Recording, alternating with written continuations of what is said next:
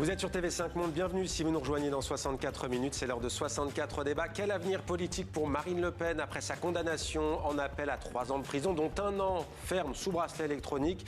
Il s'agit de l'affaire des assistants d'eurodéputés du Front National. La chef de file du RN écope aussi de 15 mois ferme d'inéligibilité, une peine déjà effectuée. Elle peut donc a priori être candidate à la présidentielle 2027. Elle prendra la parole ce soir à la télévision. Avant cela, le décryptage et l'analyse avec Eddy Vautrin du Maine. Bonsoir, soyez le bienvenu. Vous êtes directeur d'études de l'Institut Verian.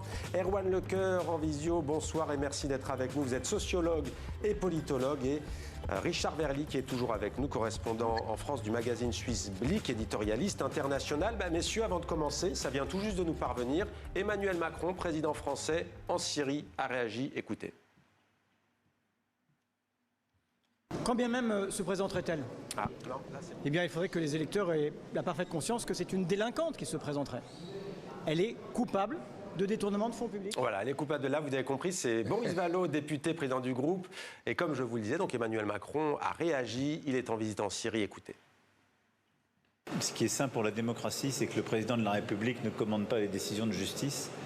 Donc je vais m'en tenir à cette grammaire, qui plus est à l'étranger. Voilà, c'est la dernière réaction donc qui vient nous parvenir. Le président français, pas de surprise, qui ne s'exprime pas depuis l'étranger sur les questions de politique intérieure. Eddy Vautrin du Maine, ma première question, elle est pour vous. D'un côté, donc 1 an de bracelet électronique, de l'autre, la fin de sa période d'inéligibilité. Comment analysez-vous cette condamnation ? C'est peut-être pas complètement la fin d'un épisode. Je pense qu'il y a encore un certain nombre de choses qui méritent d'être clarifiées. Je pense qu'il y a 2 points qui sont intéressants à avoir en tête du côté de l'opinion. Premièrement, c'est que pour l'instant, l'opinion n'a pas lâché Marine Le Pen. Ce qu'on constate aujourd'hui, c'est que dans l'ensemble des baromètres politiques qu'on peut mener, que Verian réalise, mais qu'aussi d'autres instituts de sondage réalisent, Marine Le Pen, elle continue d'être soutenue par son électorat et elle fait toujours partie des personnalités préférées ou des personnalités les plus plébiscitées par les Français. Même après sa condamnation en première instance, qui était donc plus lourde. Ouais. Depuis sa condamnation. Deuxième élément que je trouve aussi intéressant et qui fait aussi écho, voire même de manière un peu contradictoire avec ce qu'on peut aussi entendre parfois dans le discours médiatique, mais aussi surtout dans le discours politique, c'est que finalement les Français, ils ne considèrent pas que la justice, elle en veut à Marine Le Pen. C'est-à-dire qu'aujourd'hui, ce que nous disent les enquêtes, c'est que Marine Le Pen, si elle est coupable, elle doit être jugée coupable. Et ce que nous disent les Français, ce qu'ils nous disaient déjà en janvier lors du premier jugement, c'est qu'ils n'ont pas le sentiment qu'il y a un acharnement politique, judiciaire contre Marine Le Pen, et c'est fondamental, notamment pour la suite de l'épisode qui va se dérouler, et c'est aussi fondamental pour essayer d'anticiper comment est-ce que le discours du Rassemblement national il sera perçu par les Français. Est-ce que ça sera un discours de victimisation ou pas, alors que les Français considèrent que la justice a été rendue de manière claire, transparente et honnête vis-à-vis de la ancienne présidente du Rassemblement national. Erwan Lecoeur, vous suivez de très près le Rassemblement national depuis des années. On imagine que Marine Le Pen s'est préparée à tous les scénarios. Que se passe-t-il, selon vous, dans sa tête au moment où l'on se parle ? On voit que le RN et tous les cadres, tous les poids lourds sont barricadés. Aucune réaction pour l'instant officielle du côté du RN. Interdiction visiblement pour les journalistes de s'approcher de Jordan Bardella. À votre avis, Marine Le Pen, qu'est-ce qu'elle se dit en ce moment ? Je pense qu'elle est en train de vivre un dilemme absolument terrible parce que, d'une certaine façon, cette séquence doit lui rappeler la séquence des années 1998 et 99, lorsque son père avait été condamné et qu'il avait fait appel. Un certain Bruno Maigret en avait profité pour se présenter à sa place et cela avait conduit à une scission. Et là, ce qui est en train de se produire, potentiellement, et c'est un scénario que beaucoup de gens n'avaient pas anticipé comme tel, c'est que Marine Le Pen est condamnée, donc la justice passe, mais elle peut se présenter. Et donc, tout un tas de choses sont remises en question puisque tout le monde avait résolu le problème en disant ce sera Bardella, comme ça ne posera plus de problème. Eh bien, Erwan Lecoeur, les relations entre Marine Le Pen et Jordan Bardella, en apparence, sont quand même meilleures que ce qui était à l'époque entre Bruno Maigret et Jean-Marie Le Pen. Vous avez raison, en apparence, elles sont extrêmement meilleures et bien mieux travaillées en termes de communication. Jean-Marie Le Pen n'était pas un homme de communication sympathique et donc il ne faisait pas, il n'envoyait pas dire ce qu'il avait à dire et il le disait très directement. Idem pour Bruno Maigret qui n'était pas un communicant né. Là, on a affaire à 2 communicants qui savent très bien que le problème dans leur famille politique, leur entourage politique, c'est que des clans se sont formés d'un côté autour de Bardella, de l'autre côté de Marine Le Pen, que ces clans pourraient bien pousser à une forme de guerre interne pour savoir qui serait leur championne ou leur champion. Et cela, c'est le grand risque. Donc, pour éviter ce risque, depuis des mois et des années, Jordan Bardella montre à quel point il adore Marine Le Pen. Elle dit à quel point elle trouve qu'il est vraiment merveilleux. Pour autant, ce sont deux lignes différentes, ce sont deux stratégies, et ce sont aussi deux clans, c'est-à-dire des gens qui les soutiennent très différents derrière. Jordan Bardella étant soutenu par les grands patrons, Marine Le Pen, pas du tout. Alors on a eu l'aspect sondeur, sondage de l'opinion d'entrée, le volet plus politique, on va poursuivre. Mais Richard Verly, tout de même, dans la vie politique française, ça reste historique, c'est une condamnation qui reste très lourde. C'est une condamnation lourde et dans leur explication, dans leur motivation du jugement, les magistrats ont insisté sur la gravité des faits. Je le répète, des détournements supposés avoir été à hauteur de 7 millions d'euros. Le Parlement européen demande remboursement de 3,5 millions d'euros, mais surtout la période. Tout cela a duré plus de 10 ans. Donc ça veut dire qu'il y avait bel et bien un système et c'est de ça que Marine Le Pen, finalement, c'est un peu ça qu'elle a fini par reconnaître sans le reconnaître, mais en disant que oui, ça avait eu lieu, mais qu'elle n'avait pas connaissance tout à fait des réglementations du Parlement européen. Elle a essayé, durant le procès en appel, au fond, de faire une forme de mea culpa. Peut-être d'ailleurs que ça a payé, c'est peut-être ce qui explique la diminution de la peine d'inéligibilité. Par contre, avec ce bracelet électronique, je dirais, j'ajouterai un autre dilemme. Et le dilemme, il est double. Il est pour Marine Le Pen, mais il est aussi pour la justice française. Pour Marine Le Pen, c'est est-ce qu'elle décide maintenant ? Vous savez qu'il y aura un juge d'application des peines qui doit fixer les conditions. Est-ce qu'elle attend de le voir pour décider ? Ça pourrait vouloir dire que dans les semaines à venir, elle est en quelque sorte en position d'attente. Donc elle ne va pas forcément donner sa décision ce soir. C'est possible. Son avocat Rodolphe Bosselut dit « Nous prenons acte de la décision et on communiquera ultérieurement sur les suites à donner ». Il s'est dit partiellement satisfait, qualifiant la décision de bon début. Voilà. Donc ça laisse entendre peut-être que Marine Le Pen va temporiser, mais il y a aussi un dilemme du côté de la justice. Alors, pardon d'être un observateur, j'essaye d'être un observateur neutre, ça sert quelquefois d'être suisse. Ouais. Il faudra m'expliquer, un bracelet électronique, normalement, ça sert à empêcher que la personne coupable se déplace, qu'elle quitte le pays, qu'elle récidive. Or, Marine Le Pen en campagne, elle est sous surveillance policière du matin au soir. Pas sous surveillance pour s'assurer de ce qu'elle fait, mais pour la protéger. Donc, de facto, elle sera l'une des citoyennes les plus protégées, les plus surveillées de France pendant la campagne. Est-ce qu'un bracelet électronique, dans ces conditions, a encore du sens ? J'avoue que je me pose la question. Vous disiez tout à l'heure que Marine Le Pen gardait une certaine estime dans l'opinion publique, au-delà même de son électorat. L'avocat Patrick Maisonneuve du Parlement européen dit « Nous constatons que la Cour a retenu la mise en place d'une organisation qui avait pour objectif le détournement de fonds publics ». Au moment où les Françaises et les Français doivent se serrer la ceinture, est-ce que ça peut causer du tort ? Est-ce que ça peut infléchir cette opinion publique au fil des mois ? On sait que les campagnes électorales sont très rudes.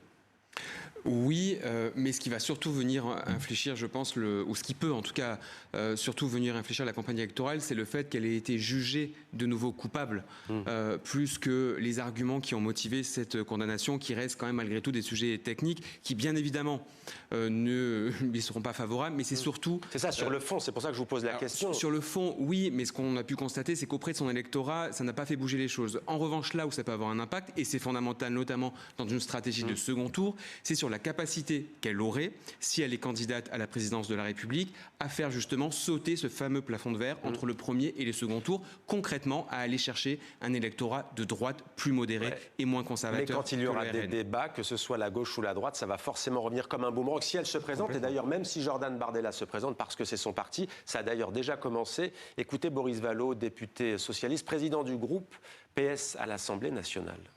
Quand bien même se présenterait-elle, eh bien, il faudrait que les électeurs aient la parfaite conscience que c'est une délinquante qui se présenterait. Elle est coupable de détournement de fonds publics. Et le Rassemblement national a été condamné pour détournement de fonds publics. Voilà un parti, je n'appelle à rien, je dis juste, elle est une délinquante et elle est coupable. Après, c'est à elle de poser la question de savoir si quand on est une délinquante, on se présente aux électeurs. Erwan Lecoeur, le mot délinquante revient beaucoup chez les adversaires de Marine Le Pen dès aujourd'hui. C'est un mot qui n'est pas choisi au hasard, on imagine, quand on connaît la doctrine du Rassemblement national. Bien sûr, et même quand on connaît les états de service de Marine Le Pen elle-même, qui avait appelé à ce que toute personne condamnée en politique ne puisse plus jamais se représenter à aucune élection. Et on sait que le Front National, devenu Rassemblement National avec Marine Le Pen en 2018, a été un parti qui expliquait qu'ils étaient, eux, main propre et tête haute, ce qui est, dans les faits, absolument contredit par toutes les enquêtes que nous avons pu mener en sociologie. Par rapport au nombre d'élus, c'est le parti qui a le plus de nombre de condamnés. Marine Le Pen vient, de ce point de vue, parachever une carrière politique du Rassemblement National et du Front National avant lui, qui était déjà bien noir de ce point de vue. Donc là, il y a un problème que l'on ne voit pas dans les instituts de sondage, et votre invité l'a bien dit, c'est-à-dire chez les électeurs qui envisagent de voter pour Marine Le Pen, ça ne fait pas baisser le niveau de soutien de Marine Le Pen. Par contre, par rapport à Jordan Bardella aujourd'hui, Marine Le Pen est sur une ligne beaucoup plus populiste et beaucoup moins proche du grand patronat, par exemple, mais elle est aussi sur une ligne beaucoup moins droitière que Jordan Bardella, qui appelle à l'union des droites. Et donc, pour un deuxième tour, c'est vrai qu'aujourd'hui, Jordan Bardella pourrait, sur le papier, apparaître comme mieux configuré, puisqu'il n'a pas, lui, encore été condamné. Il y a quand même des petits soucis qui se posent avec lui au Parlement européen en ce moment, mais il n'a pas été condamné pour le moment. Elle l'a été. Et pour les électeurs de droite, ça pourrait compter éventuellement. D'une certaine façon, je dirais, ce à quoi on a assisté aujourd'hui, ça n'est pas tout à fait encore la fin du lepénisme. Ça aurait pu l'être si elle avait été condamnée comme en première instance. Ce n'est pas encore tout à fait cela. Et votre autre interlocuteur le disait bien. Peut-être que Marine Le Pen va temporiser pour ne pas prendre une décision dès aujourd'hui, mais temporiser un peu en faisant savoir dans quelques semaines, dans quelques mois, comment elle pourrait faire la campagne, puisqu'elle a aussi promis qu'elle ne ferait pas de campagne si elle avait un bracelet électronique, ce qui la met dans une situation difficile. Ce qu'il va falloir scruter ce soir, ce sont les mots que choisira Marine Le Pen. Ce ne sera pas forcément donc ce soir que l'on saura si elle se présente ou pas, mais elle va forcément réagir à cette condamnation. Richard Verly, j'aimerais juste vous lire ce que disait Jordan Bardella au mois de mars 2025, au moment de la condamnation en première instance. Il avait dit, Jordan Bardella, aujourd'hui ce n'est pas seulement Marine Le Pen qui est injustement condamnée, c'est la démocratie française qui est exécutée. La question, c'est de savoir quelle est la posture que va adopter ce soir Marine Le Pen. Est-ce qu'elle va prendre une position victimaire ou pas? Alors, elle a d'abord un souci qui se pose à la fois si elle est candidate, mais aussi si elle ne l'est pas. Je m'explique. Si elle donnait les clés ce soir à Jordan Bardella en lui disant « Vas-y, tu es le candidat du Rassemblement national », qu'est-ce qu'elle ferait pendant cette campagne? Est-ce qu'elle l'accompagnerait dans les meetings? Parce que le souci sera le même du point de vue du bracelet électronique, si elle a des contraintes horaires. Donc, est-ce qu'elle sera présente dans la campagne à ses côtés ou est-ce qu'elle sera absente? Dans les deux cas sont quand même très différents. Et puis, l'autre chose, et vous avez raison de le souligner, c'est-à-dire qu'elle a un problème de posture. Si elle veut conserver sa stature de présidentiable, peut-être au-delà de cette campagne, en imaginant que Jordan Bardella ne soit peut-être pas élu cette fois-ci, elle doit se garder d'attaquer l'institution judiciaire. Parce qu'un jour, peut-être, elle sera la garante de cette institution. Donc là, il y a une ligne de crête, et c'est une différence que je fais, par exemple, avec Nicolas Sarkozy. Nicolas Sarkozy, il sait, a priori, qu'il ne redeviendra pas président de la République, donc il tape littéralement à boulet rouge sur les juges et les juges le lui rendent bien. Marine Le Pen, elle doit faire beaucoup plus attention parce que dans tous les cas de figure, elle a encore un avenir politique. Je rappelle qu'elle a 56 ans si je ne me trompe pas et que par conséquent, eh bien, dans 5 ans, elle sera encore elle pourrait parfaitement imaginer de se présenter. Et le temps aura passé. On ne vous a pas entendu concernant l'opinion publique sur Jordan Bardella. Il y a eu un meeting ce week-end, il me semble, du Rassemblement national, où les militants sont parfois gênés aux entournures face aux journalistes. Ils aimeraient, pour beaucoup d'entre eux, voir Jordan Bardella. Est-ce qu'à votre avis, beaucoup, de manière discrète, se réjouissent, entre guillemets, de la tournure prise par les événements ? Non, parce que malgré tout, c'est quand même une période d'incertitude qui va arriver dans une campagne électorale qui, malgré tout, nécessite un temps de préparation, qui nécessite aussi de la cohérence programmatique. Et on voit que du côté du Rassemblement national aussi, c'est un sujet, on l'a pu le voir sur la question des retraites notamment. Malgré tout, je pense que ce que veulent aussi les électeurs du Rassemblement national, c'est que cette campagne, elle puisse enfin commencer. Ils ont aussi besoin, comme tous les Français d'ailleurs, à gauche, au centre et à l'extrême droite, d'avoir une ligne politique qui soit affirmée, d'avoir un cap, d'avoir une vision qui leur soit présentée. Et là, force est de constater que dans un contexte judiciaire comme celui qu'on est en train de vivre aujourd'hui, ils ne peuvent pas se projeter. Donc en fait, finalement, ce constat-là, il est bon pour personne, y compris pour certains militants du Rassemblement national. Est-ce qu'ils ne sont pas inhibés, les candidats ou candidates du RN, sur les questions de justice, notamment sur les questions de probité, sur les questions d'intégrité ?